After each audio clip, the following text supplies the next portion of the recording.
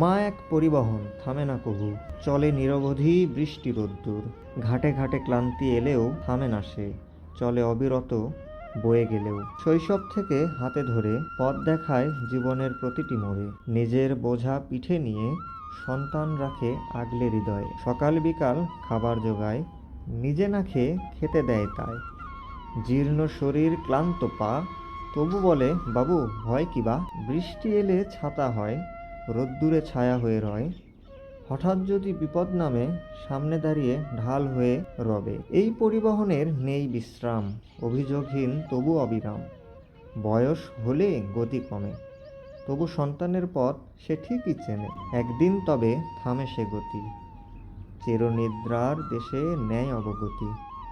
তবু রেখে যায় স্মৃতির ছোঁয়া, মায়ের মতো বাহন আর কি যায় পাওয়া।